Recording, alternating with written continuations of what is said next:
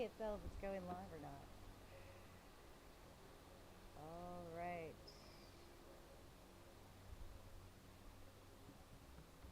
Can you check on your phone, honey? Did you send me a thing? You should be able to click on it. Oh.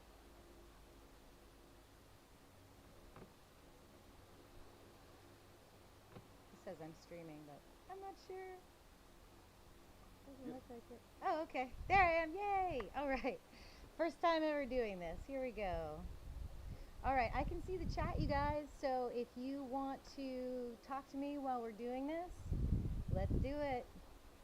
Beautiful souls, friends, family, soul tribe, Venus lovers, here we are. Thank you for joining me on this very special day for a live presentation of the annular solar eclipse. I have one camera pointed at the party. I've also got one camera pointed at me, and then to my right is a high definition camera recording this whole event.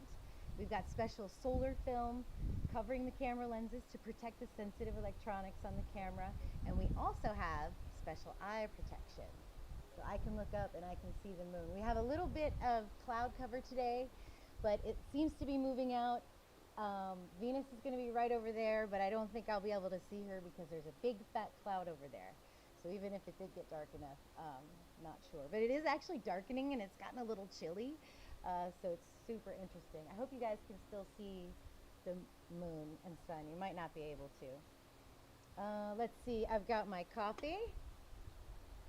And we should see a little bit more action here. Hopefully the clouds are moving out. But if not, we can just hang out and chat too. I can't show you astrology charts at the moment because I have all my camera resources pointed at the action. But I thought maybe we could discuss some of the astrology. Oh, there's Anna.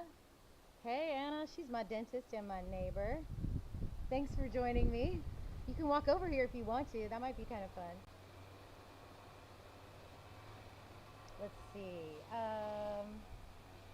If you guys want to put in the chat uh, where you believe this eclipse is happening in your natal chart, go ahead and do that.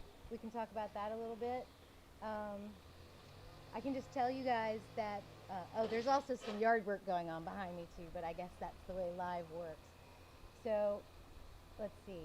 Personally, for me, this eclipse, this Virgo eclipse, by the way, is in my 5th house, and the eclipse is conjunct my natal Uranus, where the collective south node is. And the way that I see this, hold on, let me move this moon for you guys.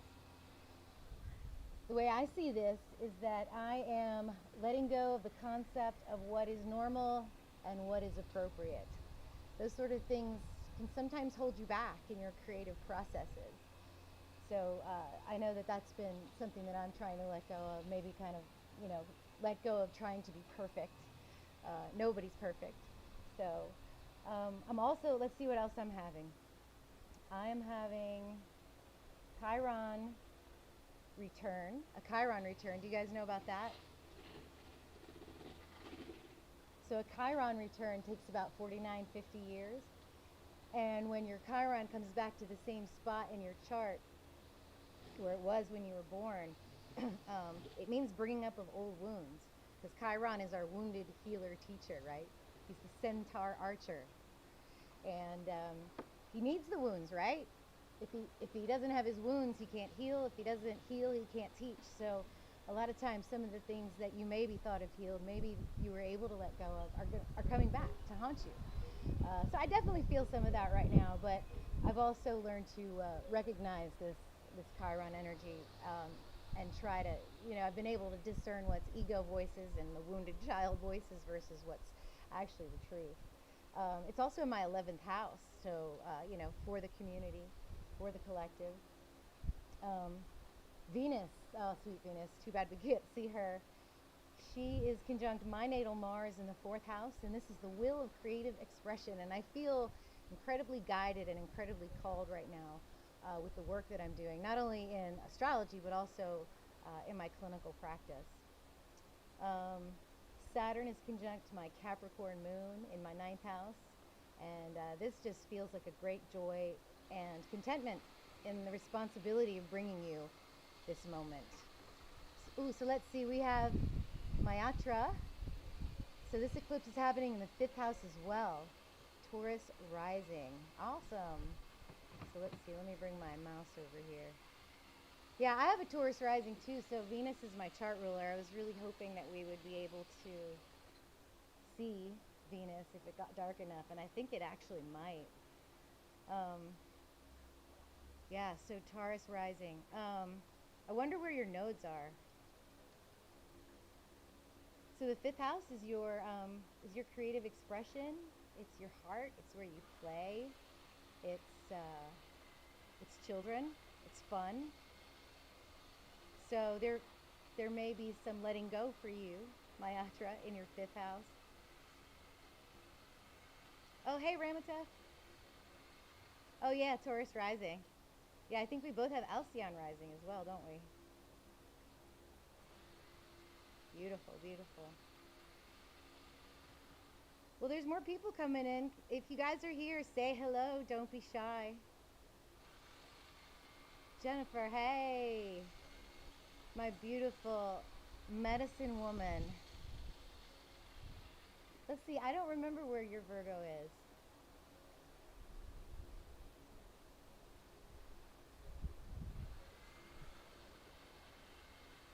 All right, look at that. It's getting thinner and thinner.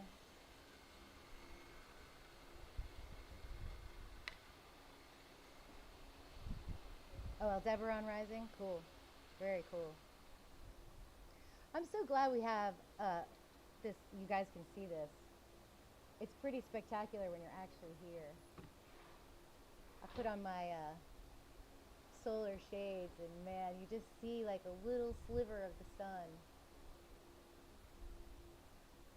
And it's darker here. It's much darker here than I thought it was going to be. I wonder how dark it'll get.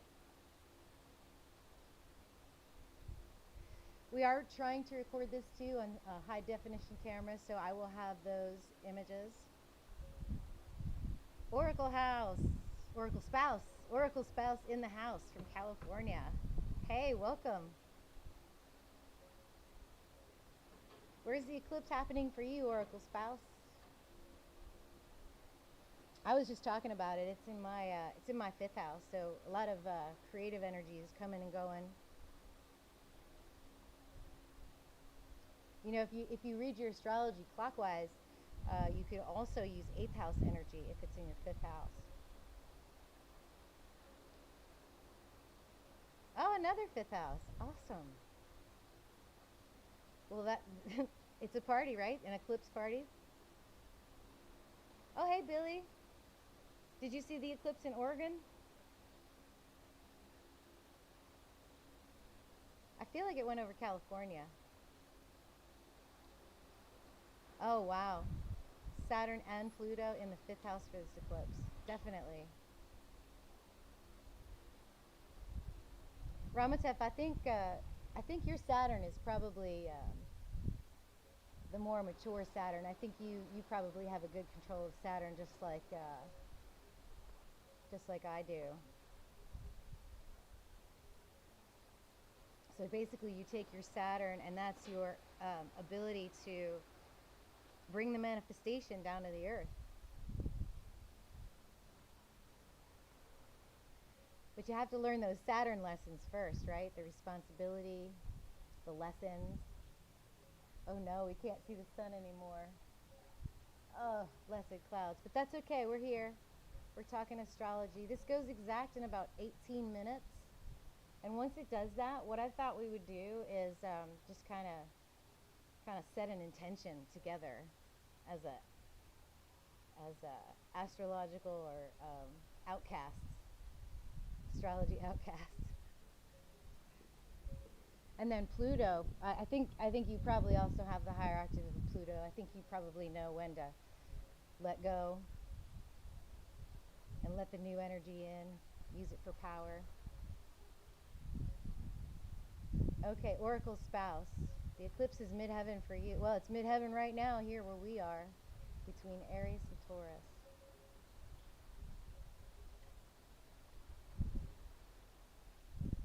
Cool.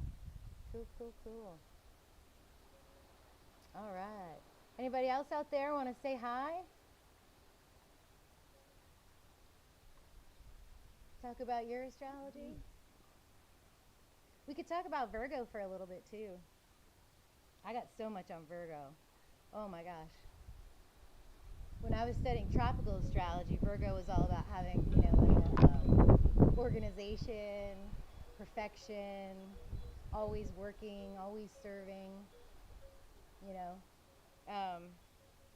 But now, you know, the picture I sent out yesterday when I took the picture of Virgo rising, and I saw the moon in Virgo's heart and the sun low in her belly, and she was standing. You know, that's how women used to give birth. I mean, they didn't really lay on their backs like they do now, but they would either stand or squat, and they would give birth right there and then let everything happen naturally, you know. And Virgo, I think, represents the divine feminine, that not serving, not a divine feminine serving, but a divine feminine in service, right, to the creation, to the energy of creation. Yeah, so that, oh my God, that's spectacular. With the clouds, you can actually stare at it directly now. Wow. So yeah, so divine feminine in service is one of the highest and mightiest roles I think the divine feminine can take, because Venus is our divine feminine. She creates, she procreates, she's all things earthly, just like Virgo. And you guys, I actually think that Venus might rule Virgo, but that'll be a whole nother video. Ramatev says it's like a demonstration from the soul coming into the womb on the stages of giving birth. That's exactly how I felt when I saw that image, and Mars was actually at her feet, and that kind of reminded me of sort of the red show, the bloody show that starts before birth happens.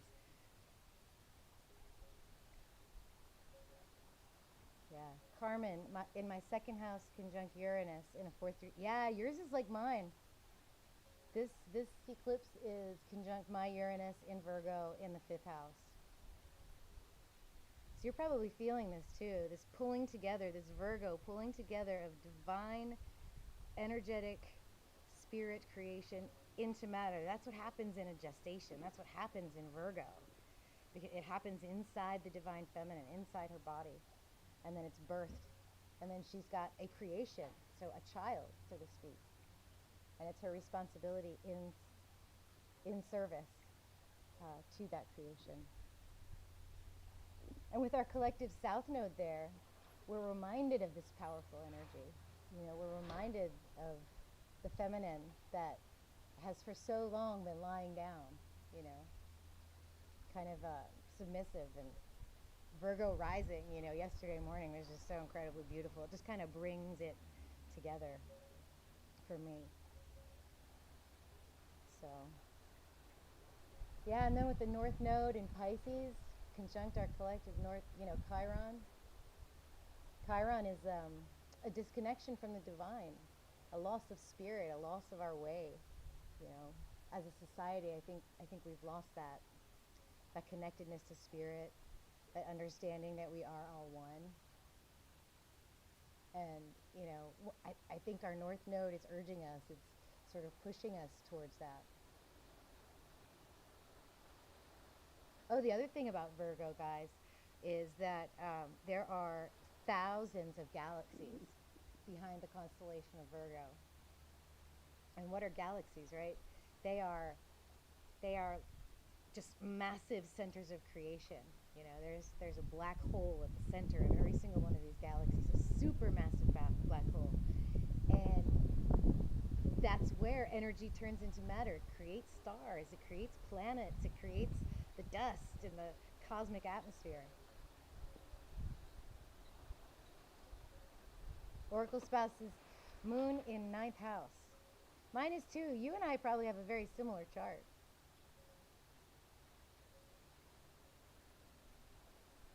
Yeah, I hope you guys can. Carmen Joy says, how great is it to experience this together? Thank you for your live video. You're welcome. This is me stepping outside of my comfort zone right now. Y'all, I never thought that I would be able to do a live YouTube video. I mean, you know, and you guys being here just is wonderful.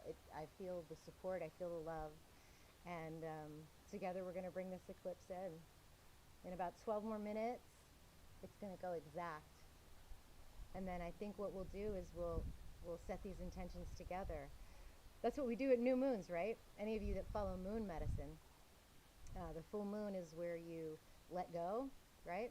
You let go of all the things that are holding on to you that you don't need, to make space. It's a release time. The energies die down after a full moon.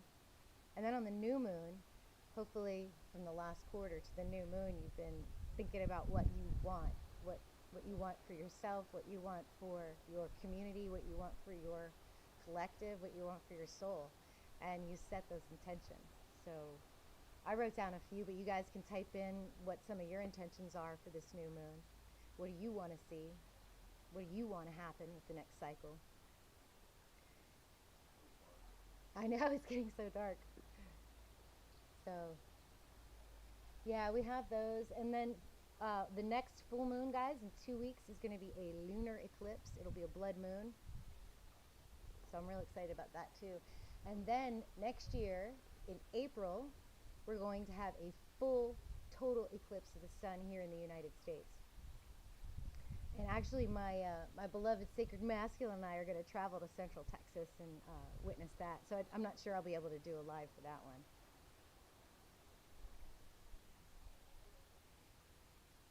Leo ascendant. Ooh, the sun rules your chart. Wow. Is that like a, so Carmen, is that like a square in your chart where the moon and the sun are square?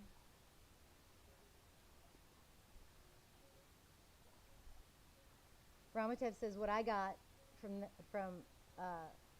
that was that we are without the universe help for the next 4 months. Oh, that's interesting. Galactic Tiger Tarot says, I just took pictures of the whole thing. I'm in Oregon and it's already over. Yeah, we got about 10 more minutes and then we'll be on the increasing side of it. Yeah, the clouds are coming in a little bit, but it's so thin now. I mean, it's almost like it just looks like a smiley face for me. But you can see the ring of fire. Hey, babe, you want to check your camera, make sure you're getting this? Yeah, we'll have some better video and photos, hopefully, for you guys that I'll post on either YouTube or Facebook. Galactic Tiger Tarot in the house. Hi, you guys.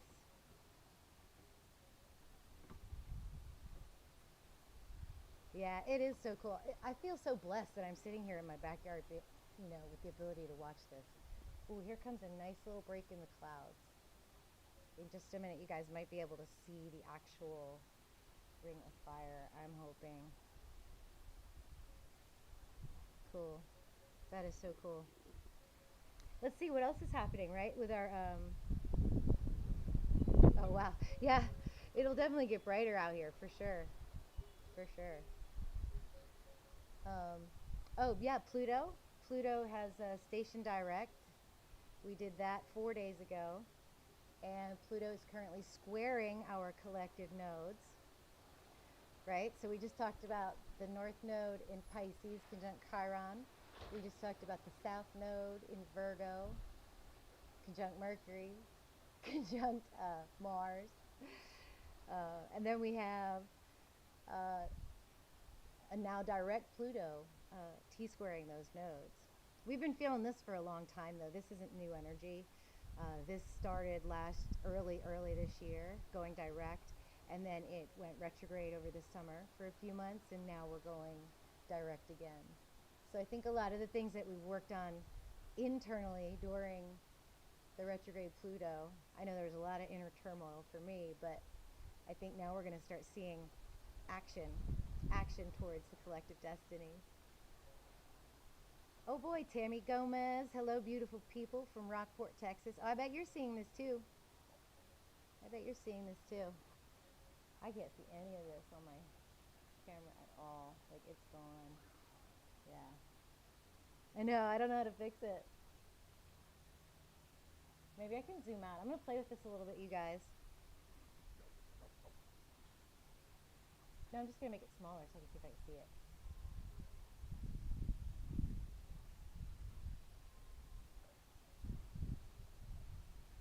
Wow. All right, exact in 7 minutes. I'm going to fix this and find that sun for you. I had it really magnified. That was the issue. Oh, you know what might help? My husband might object, but if we could take that film off of there, just for the minute. Nah, won't let me do it. Oh well. You wouldn't see it, it would be blown out. I don't think so, but that's all right. It's in there somewhere. Let's see, Galactic Tiger Tarot, what do you think about Saturn being at 0 degrees right now with the eclipse? Your thoughts, please. Wow. But you also have 5, oh, you have 5 planets in Aquarius? Yeah, wow. Yeah, you're feeling this eclipse. Well, so, okay, so Saturn in Virgo. Whew. So that's like, I feel like that immature Saturn might look at others that are imperfect with disdain, but recognize that that imperfection is in themselves. And once they recognize that that imperfection is in themselves, they can have the ability to love that. That it's okay to not be perfect. And it's honestly, it's by whose standards? It's by your own standards, right? So when you've mastered your Saturn, it's up to you. It's up to you what's perfect. You know, so you have more control than you think. Whenever you feel out of control, you feel like somebody's doing something to you, that's not them. That's you, because you actually do have control. You have control right now, because this sun is, and this moon and your Saturn are literally all one right now. So it's your inner and outer self. It's lifting the veil. It's seeing that you're not perfect and loving that self, right? At least that's what came to me. All right. Yeah, I can't see it on my camera, but you're getting it. You're getting it on the HD. He's smiling over there. So, all right, all right. This thing is going exact in 4 minutes. I'm just gonna take a peek with my glasses. Oh yeah, wow.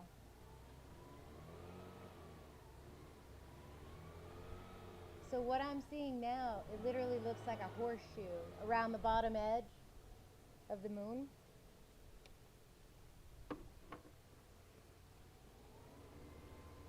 Oh, Tammy, Round Rock, Texas. I'm sorry. It looked like Rockport, Texas. Sorry about that.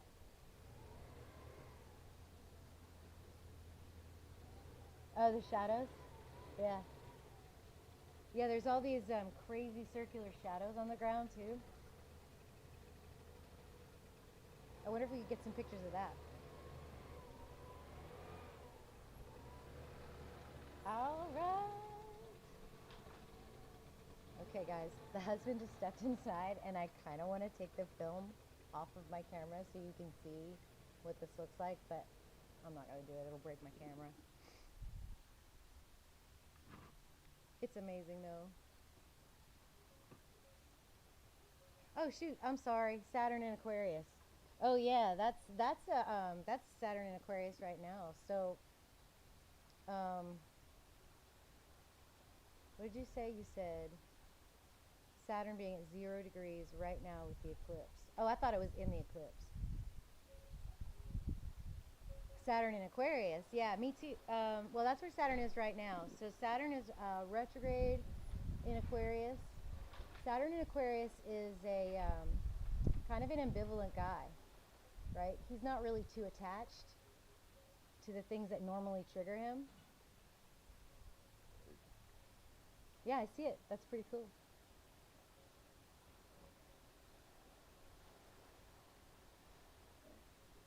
Yeah, the clouds are moving. So, but it's super dim here. Much better. That's cool. You know what I'm gonna do? I'm gonna take a picture of that little shadow that you just made right there.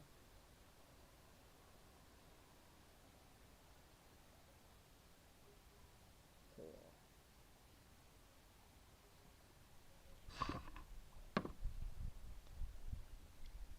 Oh, there's so much going on. Or that one on the ground.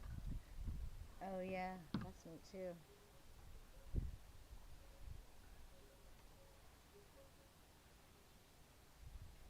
Okay, I'm not sure if you guys can see this. Look at your shadow. Oh wow, yeah. It never goes back. I know that's wild.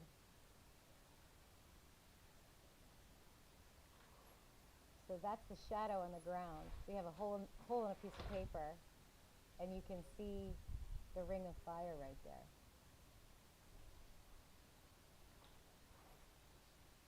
That's so neat.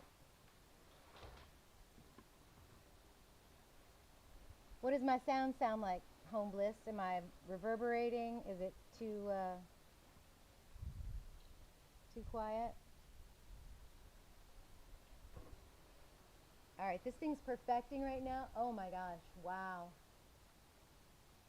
It is perfect. I actually see an entire ring around the moon. This is it, the moment of the new moon.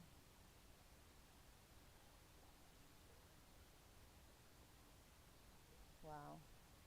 You know, I'm looking at this with my eyeglasses on as well, and it's kind of interesting. It might be just an effect of my lenses, but I almost see other rings around it. It almost looks like sacred geometry, like when I just soften my gaze. Holy smokes.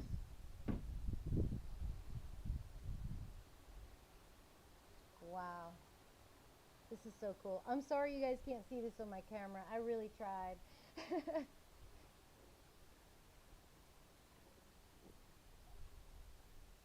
All right. What do you guys say we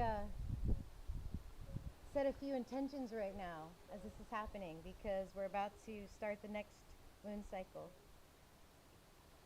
So here's a few things that I just wanted to put out there into the collective. Just set a collective intention, maybe together. I say I say that we observe the turmoil in the world with a compassionate unattachment. You know, not a detachment, but an unattachment. Let's let's see the things that are happening and not get triggered, not be angry, not be afraid. Just understand that it's part of a bigger process, of something that has to happen, and that we're here to observe it. Let's also intend that we trust and that we have faith in divine timing of all things, that we observe without anger, that we observe without fear or judgment, that we send love and light and healing to all of those that are suffering today and in the future. And then let us send one final strong intention for peace. Peace within ourselves, so that our greater collective can feel peace and unity and harmony in the days to come. Amen. So be it. If you guys want to hang out with me for just a few more minutes, I'm going to sit here and check out this eclipse. I am doing a couple of cool things right now. If you all are interested at all in working with me, I have got a brand new course that I'm launching tomorrow. It's basically an Astrology 101 course, but with the focus of 13 signs, with the focus of true sidereal, using the real constellations, you know, the real sky, the cosmos that we're sitting in. Um, our current cosmology, not an ancient cosmology that doesn't recognize the divine feminine. In our cosmology, we are. So, so if you want to join me on that, if you're not very familiar with astrology, or maybe you're a novice, this class will take you from a novice to someone who could potentially practice astrology, or at least read your own chart and really understand your own chart. Let's see, the other thing is, oh yeah, the Venus transits. Venus is about to enter Virgo in about 2 weeks. So I have a thesis I'm working on about Venus ruling Virgo. And I hope you guys will watch that video. I'm going to take you through Venus transits through the whole time she's in Virgo, basically from November 2nd all the way to December 15th. I do Venus-centered readings too. If you are interested in getting like a Venus-centered forecast of your own. I cover the sun, I cover the moon, I cover everything else, but it's more of a Venus-centered focus. Venus is the source of our creativity. It's the source of our immortality through our creative legacy. So I encourage you guys to jump on board with that. Those are freakishly accurate. The people that have gotten them are absolutely amazed. I am too, quite frankly. I think it's an incredible way to read a chart. Let's see. Yeah, so the courses, the YouTube channel, do check that out. So the courses, the live, and then the readings. That's what I'm doing right now. So if you guys want to work with me, you can join me. I'm going to sign off now. I am so happy that you guys joined me.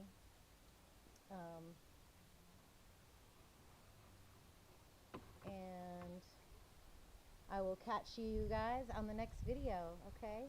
Thank you so much.